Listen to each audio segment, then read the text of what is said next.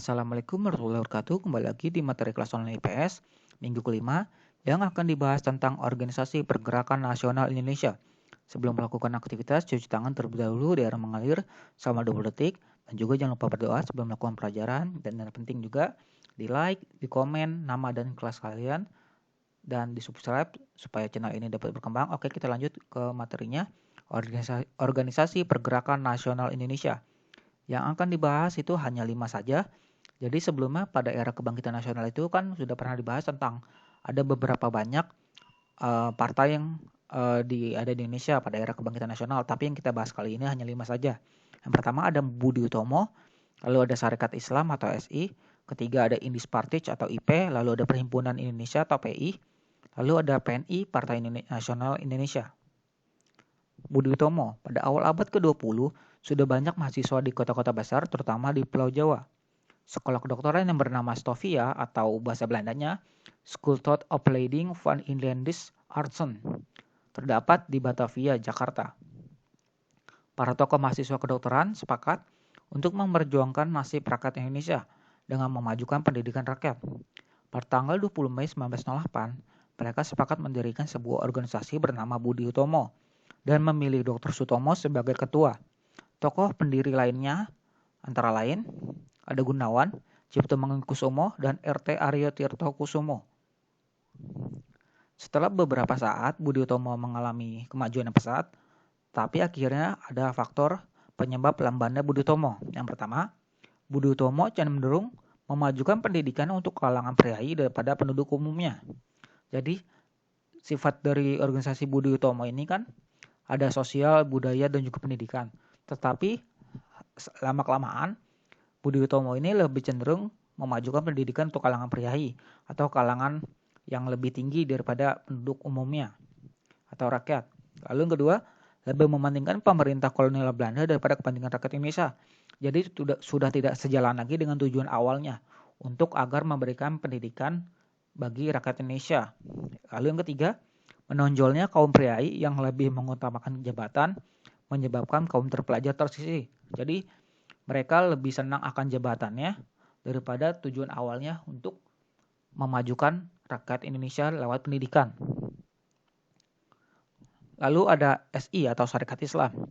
Pada masa penjajahan, daerah Solo telah ramai oleh para pedagang Indonesia, Arab, dan juga Tiongkok.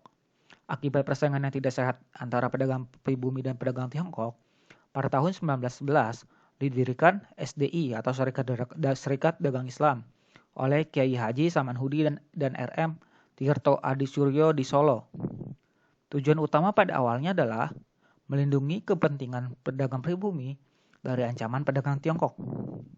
Dalam kongres di Surabaya tanggal 30 September 1912, SDI berubah nama menjadi Serikat Islam atau SI. Perubahan nama dimaksudkan agar kegiatan organisasi lebih terbuka ke bidang-bidang lain, tidak hanya perdagangan. Pada tahun 1913, SI dipimpin oleh Haji Umar Said Cokro Aminoto. Perjuangan SI sangat menarik rakyat karena kegiatannya membela rakyat. Pada tahun 1923, SI berubah nama menjadi Partai Sarekat Islam atau PSI yang bersifat non-kooperatif terhadap Belanda. Yang dimaksud dengan non-kooperatif itu tidak bekerja sama. Lalu pada tahun 1927, PSI menetapkan tujuan pergerakan secara jelas yaitu Indonesia Merdeka yang berasaskan Islam. Lalu ada Indis Partij atau IP, adalah partai politik pertama di Indonesia. Pendiri IP yang terkenal adalah yang disebut juga sebagai tiga serangkai. Ada F.E. Dawes Dekker atau nama asli Indonesianya, dan Nudirjo Setiabudi. Lalu ada R.M. Soewardi Suryaningrat dan Dr. Cipto Mangunkusumo. Indis Partij dideklarasikan tanggal 25 Desember 1912. Tujuan IP itu sangat jelas, yakni mengembangkan semangat nasionalisme bangsa Indonesia. Keanggotaannya pun terbuka bagi semua golongan tanpa memandang suku, agama, dan juga ras. Pada tahun 1913, Belanda mempersiapkan pelaksanaan perayaan 100 tahun pembebasannya dari kekuasaan Prancis. Belanda meminta rakyat Indonesia untuk turut memperingati hari tersebut. Para tokoh IP menentang rencana tersebut. Soewardi Suryaningrat menulis artikel yang dimuat dalam harian The Express, yaitu harian kayak semacam koran di Belanda sana dengan judul Als ik in Nederland was Atau bahasa Indonesianya, seandainya aku orang Belanda. Suhardi Suryaningrat mengecam Belanda. Katanya, bagaimana mungkin bangsa terjajah Indonesia disuruh merayakan kemerdekaan penjajah? Pemerintah Belanda marah dengan sikap tersebut dan akhirnya 3 serangkai ditangkap dan dibuang ke Belanda. Lalu ada Perhimpunan Indonesia atau PI. Semula bernama Indische Vereniging. PI didirikan oleh orang-orang Indonesia di Belanda pada tahun 1908. Pada tahun 1922, Indische Vereniging berubah nama menjadi Indonesische Vereniging dengan kegiatan utama politik. Pada tahun 1923 berubah menjadi Perhimpunan Indonesia atau PI. Nama majalahnya yaitu Hindia Putra yang kemudian berubah menjadi Indonesia Merdeka. Tujuan utama PI adalah mencapai Indonesia Merdeka, memperoleh suatu pemerintahan Indonesia yang bertanggung jawab kepada seluruh rakyat. Tokoh-tokoh PI antara lain Muhammad Hatta, Ali Sastro Amijoyo, Abdul Majid Joyo Adiningrat, Iwa Kusuma Sumantri, Sasro Mulyono, Sartono, Gunawan Mangunkusumo, dan Nazir Datuk Pamuncak. Pada tahun 1925, PI secara tegas mengeluarkan Manifesto Arah Perjuangan.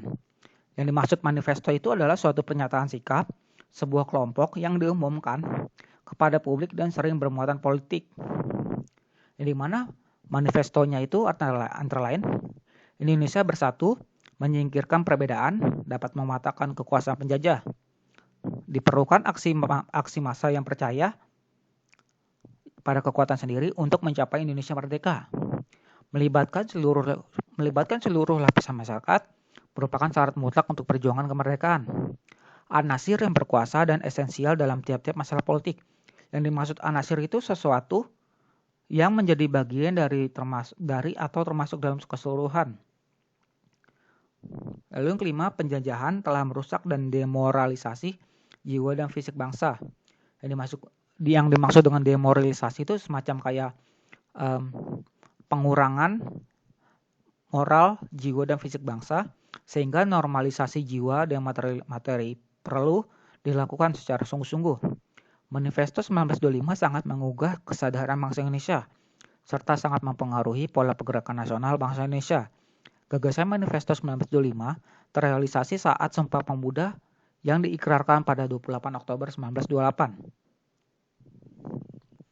PNI atau Partai Nasional Indonesia didirikan tanggal 4 Juli 1927 di Bandung, dipimpin oleh Insinyur Soekarno. Tujuan PNI adalah Indonesia Merdeka dengan ideologi nasionalisme. PNI mengadakan kegiatan nyata baik politik, sosial maupun ekonomi. Organisasi ini terbuka dan revolusioner, sehingga PNI cepat meraih anggota yang banyak. Kegiatan politik PNI dianggap mengancam pemerintah Belanda, sehingga para tokoh PNI ditangkap dan diadili tahun 1929. Pembelaan Soekarno di hadapan pengadilan diberi judul Indonesia Menggugat. Tahun 1931 PNI dibubarkan. Selanjutnya Sartono membentuk Partindo. Adapun Muhammad Hatta dan Sultan Syahrir mendirikan organisasi PNI, Pendidikan Nasional Indonesia. Para tokoh partai tersebut kemudian ditangkap Belanda dan diasingkan ke Bovendigul, Papua. Nah, untuk materinya sudah selesai, jadi tugas saya kali ini membuat mind mapping. Jadi alat dan bahannya itu ada buku gambar atau kertas HVS, pensil, pulpen warna, pensil warna atau krayon. Di mana membuat mind mappingnya itu sesuai dengan materi yang dibahas di video kali ini. Di mana batas pengumpulannya itu sekitar seminggu, paling lambat ya.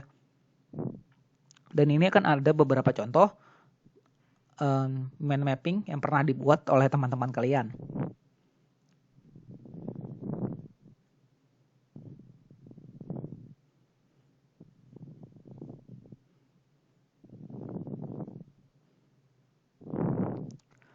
Oke, cukup sekian untuk materi kali ini. Mohon maaf banyak kekurangan. Terima kasih atas perhatiannya. Wassalamualaikum warahmatullahi wabarakatuh.